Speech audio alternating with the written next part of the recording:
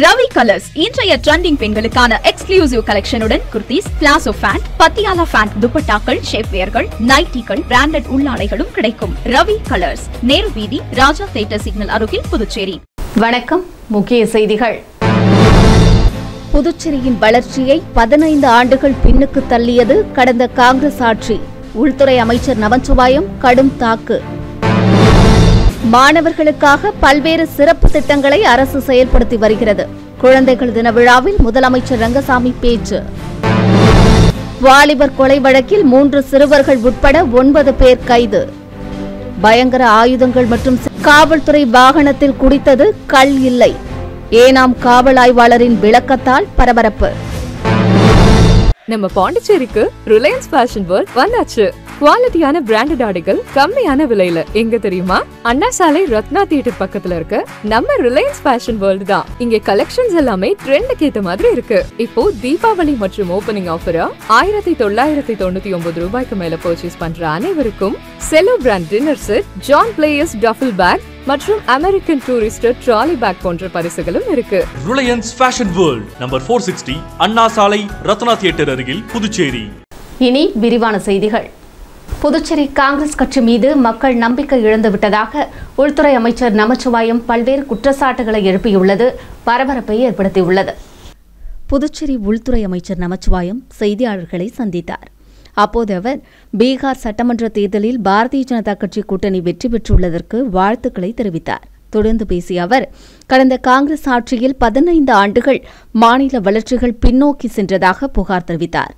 புதுச்சேரி மக்கள் காங்கிரஸ் கட்சி மீது நம்பிக்கை இழந்துவிட்டதாக கூறிய அவர், முன்னாள் முதலமைச்சர் நாராயணசாமி மீது பல ஊழல் குற்றச்சாட்டுகள் உள்ளது என்றும் ஆதாரத்துடன் ஊழல் குற்றச்சாட்டுகளை நிரூபிக்க தயாராக உள்ளதாகவும் கூறினார்.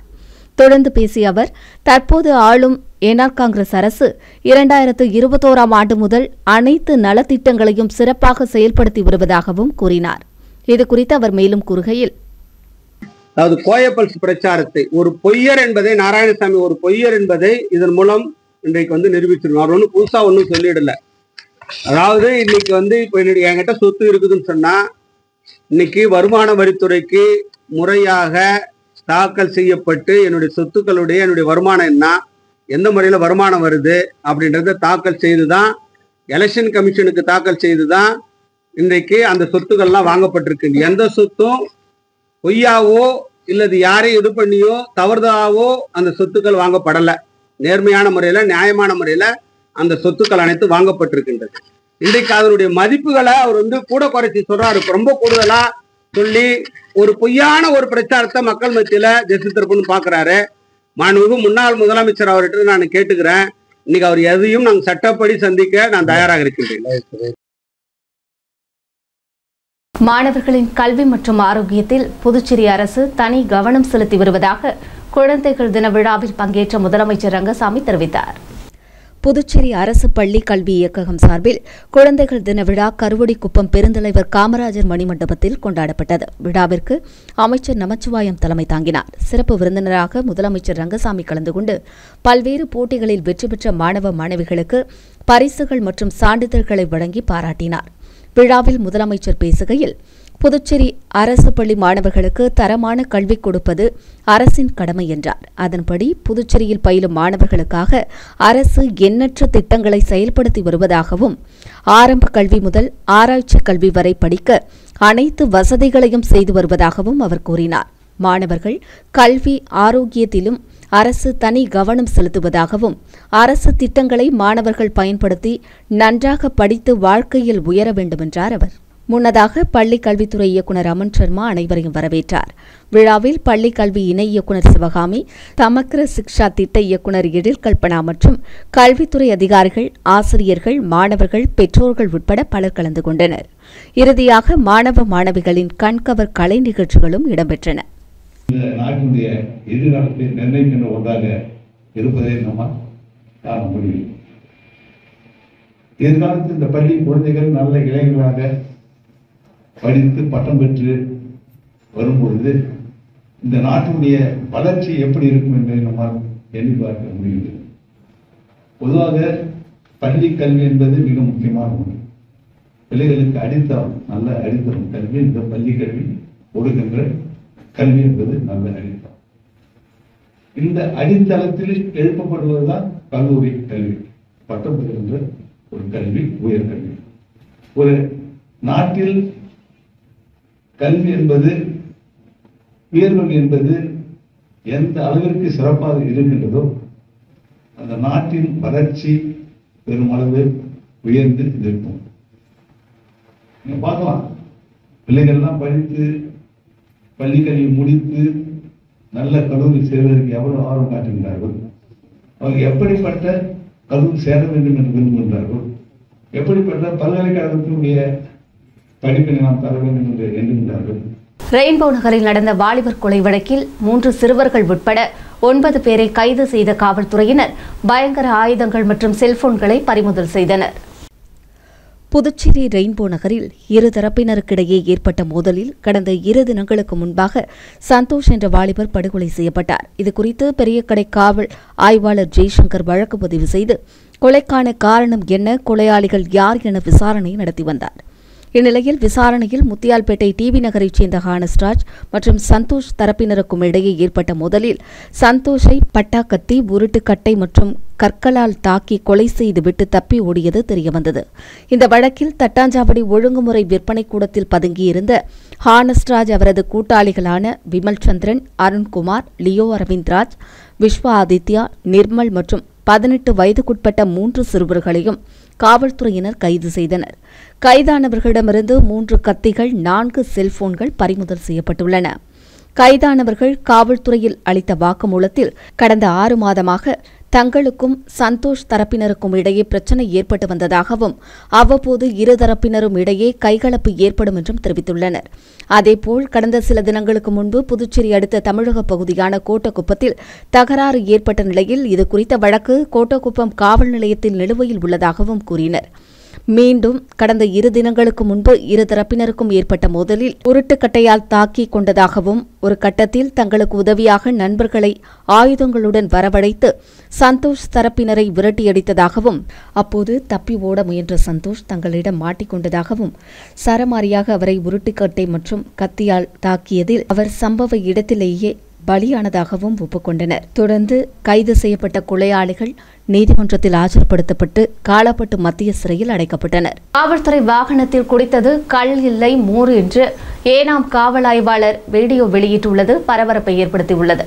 ஆந்திரா அருகே புதுச்சேரி பிராந்தியமான ஏனாம் பகுதி உள்ளது. அங்கு காவல் நிலையத்தில் காவல் ஆய்வாளராக ஆடலரசன் என்பவர் பணியாற்றி வருகிறார். இந்த நிலையில் வழக்கு விசாரணைக்காக ஏனாமிலிருந்து காவல் ஆய்வாளர் ஆடலரசன் மற்றும் காவல்துறையினர் புதுச்சேரி நீதிமன்றத்திற்கு காவல்துறை வாகனத்தில் வந்தனர். நீதிமன்றத்தில் ஆஜராகிவிட்டு மீண்டும் ஏனாம் புறப்பட்டனர். அப்போது அவர்கள் ஆட்டம் பாட்டம் என கும்மாளம் போட்டபடி அரசு வாகனத்தில் சென்றனர். இதை அவர்களே வீடியோ எடுத்து வாட்ஸ்அப் குரூப்பிலும் பதிவிட்டனர். இந்த வீடியோ சமூக வலைதளத்தில் வைரலானது. வீடியோவில் வாட்டர் பாட்டிலில் குடித்த பானம் கள் என தகவலும் பரவியது. இத்துடன் மற்றொரு தகவலும் வெளியானது. சமீபத்தில் புதுச்சேரி காவல்துறையில் 3 காவல் ஆய்வாளர்கள் இடமாற்றம் செய்யப்பட்டனர். அந்த பட்டியல் தயாராகும் முன் காவல் ஆய்வாளர் ஆடலரசன் பெயர் இருந்ததாகவும், ஆனால் பட்டியலில் அவர் பெயர் இடம்பெறவில்லை என்றும், இதனால் அவர் மகிழ்ச்சியில் தன்னுடன் பணியாற்றும் சக காவல்துறையினருக்கு கள் விருந்து கொடுத்ததாகவும் தகவல் பரவியது.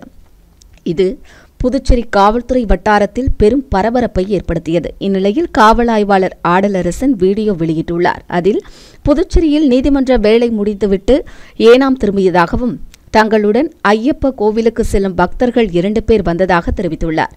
அவர்கள் வாங்கி வைத்திருந்த மோரை குடித்ததாகவும், பயணத்தின் போது பாட்டு போட்டு மகிழ்ச்சியாக வந்ததாகவும், இதை தானே வீடியோ எடுத்து வெளியிட்டதாகவும் தெரிவித்துள்ளார். யாரோ தன் மீதுள்ள காழ்ப்புணர்ச்சி காரணமாக சமூக வலைதளத்தில் தவறாக சித்தரித்து பதிவிட்டுள்ளதாகவும், தவறான தகவல்களை பதிவிட்ட நபர் மீது நடவடிக்கை எடுக்க வேண்டும் என்றும் அவர் கூறியுள்ளார். இதனிடையே காவல் ஆய்வாளர் ஆடலரசனை பணியிடை நீக்கம் செய்து புதுச்சேரி காவல்துறை தலைமை இயக்குநர் ஷாலினி சிங் உத்தரவிட்டுள்ளார். மேலும் அவர் மீது துறை ரீதியான விசாரணை நடத்தவும் உத்தரவிடப்பட்டுள்ளது. அரசுமுறை பயணமாக மாகி சென்றுள்ள புதுச்சேரி ஆளுநர் கைலாஷ்நாதன் போதைப்பொருள் ஒழிப்பு குறித்து விழிப்புணர்வை ஏற்படுத்தும் விதமாக ஏற்பாடு செய்யப்பட்டிருந்த காவல்துறை அணி மற்றும் இளைஞர் அணிகளுக்கு இடையிலான கால்பந்து விளையாட்டை துவக்கி வைத்தார். புதுச்சேரி ஆளுநர் கைலாஷ்நாதன் 2 நாள் அரசு முறை பயணமாக மாகி சென்றுள்ளார். அங்கு அவர் பல்வேறு அரசு நிகழ்ச்சிகளில் கலந்து கொண்டார். அதன்படி அரசு சார்பில் சாலக்கரா ஸ்ரீ உஸ்மான் அரசு உயர்நிலைப் பள்ளியில் நடைபெற்ற குழந்தைகள் தின விழாவில் கலந்து கொண்டு முன்னாள் பாரத பிரதமர் நேருவின் உருவப்படத்திற்கு மலர் தூவி மரியாதை செலுத்தியதுடன் போட்டிகளில் வெற்றி பெற்ற மாணவர்களுக்கு பரிசுகளை வழங்கி வாழ்த்து கூறினார். தொடர்ந்து சாலக்கராவில் உள்ள ராஜீவ்காந்தி ஆயுர்வேத மருத்துவக் கல்லூரி மற்றும் மருத்துவமனையில் முழுநேர வெளிப்புற சிகிச்சை பிரிவுக்கான கட்டிடம், பஞ்சகர்மா மற்றும் பிசியோதெரபி சிகிச்சை கட்டிடம், மாஹி காவல் கண்காணிப்பாளர் அலுவலகம், குடியிருப்பு மற்றும் விருந்தினர் மாளிகை கட்ட அடிக்கல் நாட்டினார். அன்னை தெரசா பட்ட மேற்படிப்பு மற்றும் ஆராய்ச்சி நிறுவனத்தின் செவிலியர் கல்லூரி, மாஹி அரசு பொது மருத்துவமனையில் சமையல் கூடத்தையும் திறந்து வைத்தார். நில அளவை துறையின் மூலமாக நவீன டிஜிட்டல் முறையில் நில அளவை செய்யும் திட்டத்தையும் தொடங்கி வைத்தார். அதன் பிறகு போதைப்பொருள் ஒழிப்பு குறித்த விழிப்புணர்வை ஏற்படுத்தும் வகையில் மாஹி காவல்துறை அணி மற்றும் இளைஞர் அணி இடையிலான கால்பந்து விளையாட்டினை துவக்கி வைத்தார். விழாவில் சபாநாயகர் ஏம்பலம் செல்வம், சட்டமன்ற உறுப்பினர் ரமேஷ் பரம்பத், மாஹி மண்டல நிர்வாக அதிகாரி மோகன்குமார் உள்ளிட்ட அதிகாரிகள் கலந்து கொண்டனர். முன்னதாக மாஹி மண்டல நிர்வாக அதிகாரி அலுவலகத்தில் நடைபெற்ற ஆய்வுக் கூட்டத்தில் கலந்து கொண்டு மாஹியில் செயல்படுத்தப்படும் வளர்ச்சி திட்டங்கள் குறித்து அதிகாரிகளுடன் ஆலோசனை நடத்தினார். அப்போது பணிகளை துரிதமாக முடித்து பயன்பாட்டிற்கு கொண்டுவர வேண்டுமென்றும் அதிகாரிகளுக்கு ஆளுநர் கைலாஷ்நாதன் அறிவுறுத்தினார். புதுச்சேரி பொதுப்பணித்துறையில் பதவி உயர்வு மூலம் 43 உதவி பொறியாளர் பணியிடங்களை நிரப்ப நடவடிக்கை எடுக்கப்பட்டு வருவதாக அமைச்சர் லட்சுமி நாராயணன் தெரிவித்துள்ளார். புதுச்சேரி பொதுப்பணித்துறை அமைச்சர் லட்சுமி நாராயணன் வெளியிட்டுள்ள செய்திக்குறிப்பில், புதுச்சேரி அரசு பொதுப்பணித்துறையில் கடந்த 1997 ஆண்டு முதல் 2022 வரை தற்காலிக முறையில் பணியாற்றி வந்த 134 இளநிலை பொறியாளர்களுக்கு நிரந்தர பணியாணை வழங்கப்பட்டதாக தெரிவித்துள்ளார். அதன் தொடர்ச்சியாக காலியாக உள்ள 43 உதவி பொறியாளர் பணியிடங்களை பதவி உயர்வு மூலம் நிரப்ப நடவடிக்கை எடுக்கப்பட்டு வருவதாகவும், இதன் மூலம் பொதுப்பணித்துறையில் இருந்து வந்த காலி பணியிடங்கள் அனைத்தும் நிரப்பப்பட்டு மேம்பாட்டு பணிகள் அனைத்தும் விரைவாக மேற்கொள்ளப்படும் என்றும் செய்திக்குறிப்பில் தெரிவித்துள்ளார். புதுச்சேரி பிற்படுத்தப்பட்ட பழங்குடியின மக்கள் சார்பில் மாவீரன் பிரிஷா முண்டாவின் 150வது பிறந்தநாள் சிறப்பாக கொண்டாடப்பட்டது. புதுச்சேரி பிற்படுத்தப்பட்ட பழங்குடியினர் காட்டுநாயக்கன் சமூகத்தின் சீர்திருத்த சங்க தலைவர் சுரேஷ் மற்றும் சங்கத்தின் செயலாளர் கண்ணன், முதன்மைச் செயலாளர் செல்வம், துணைத் தலைவர்கள், செய்தியாளர் வடிவேலு மற்றும் ஏராளமான காட்டுநாயக்கன் சமூக மக்கள் ஒன்றிணைந்து சனிக்கிழமையன்று பிரிஷா முண்டா ஜெயந்தியின் 150வது பிறந்தநாள் விழாவை கொண்டாடினர். முத்தரையர்பாளையம் கல்கி கோவில் அருகே சோழ நகரில் வெகு சிறப்பாக விழா கொண்டாடப்பட்டது. மேலும் அவரது பிறந்த நாளில் இந்த நிலம் எமது, இந்த மலை எமது, இந்த காடு எமது என 138 ஆண்டுகளுக்கு முன்பே பழங்குடியினர் மக்களின் அடிமை விலங்கு உடை தெரியும் அவரின் வாழ்க்கை மேன்மை பெறவும், ஆங்கிலேய ஏகாதிபத்திய மற்றும் நில ஜமீன்தார்களையும் அடுக்கு உரைகளையும் எதிர்த்தவர்தான் மாவீரன் பரிஷா முண்டா என அவரின் வாழ்க்கை பெருமையை அனைவருக்கும் எடுத்துரைத்தனர். மேலும் அவரின் புரட்சிகரமான போராட்ட குணத்தாலும் திறன்மிக்க ஆளுமை உழைப்பாலும் அவர் முதலில் முன்னெடுத்த எழுச்சி போராட்டம் தனது இன விடுதலைக்கு வழிவகுக்கும் என உணர்ந்த பிரிஷா முண்டா ஒட்டுமொத்த பழங்குடியின மக்களையும் ஒன்று சேர்த்து படை திரட்டி ஆங்கிலேயர் மீது தாக்குதல் நடத்தினார் என்பதை அனைவருக்கும் எடுத்துரைத்தனர். விழாவில் அவரது திருவுருவப் படத்திற்கு மாலை அணிவித்து மரியாதை செலுத்தப்பட்டது. இந்நிகழ்ச்சியில் பழங்குடியின மக்கள் பலர் கலந்து கொண்டு அவரின் திருவுருவப் படத்திற்கு மலர் தூவி மரியாதை செலுத்தினர்.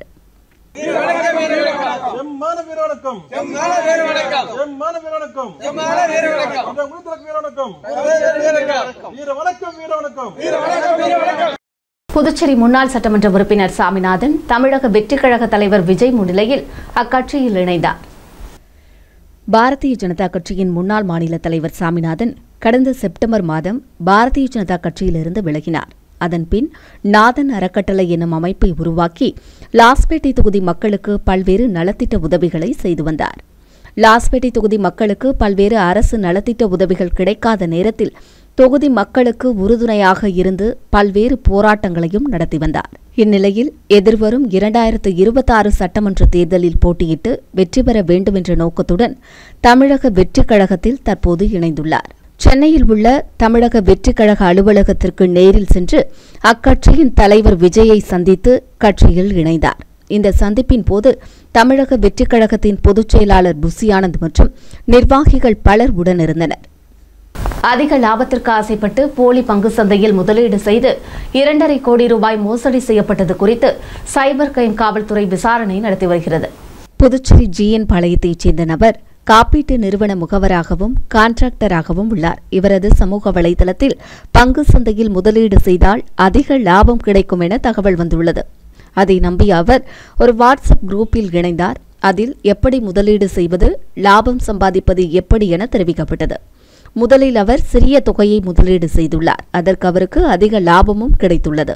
இதை நம்பி அவர் அதிக லாபத்திற்கு ஆசைப்பட்டு தனது உறவினர்கள், நண்பர்களிடம் கடன் பெற்று பல்வேறு தவணைகளாக 2,49,50,537 ரூபாயை முதலீடு செய்தார். அதன் மூலம் அவருக்கு 12,50,00,000 லாபம் கிடைத்ததாக காண்பிக்கப்பட்டது. அந்த பணத்தை தனது வங்கி கணக்கிற்கு மாற்ற முயன்றபோது முடியவில்லை. இதனால் தான் மோசடி செய்யப்பட்டதை அறிந்து சைபர் கிரைம் காவல்துறையில் புகார் அளித்தார். இதேபோல் கடந்த 2 தினங்களில் 9 நபர்களிடம் 2,55,91,900 ரூபாய் மோசடி நடைபெற்றுள்ளது.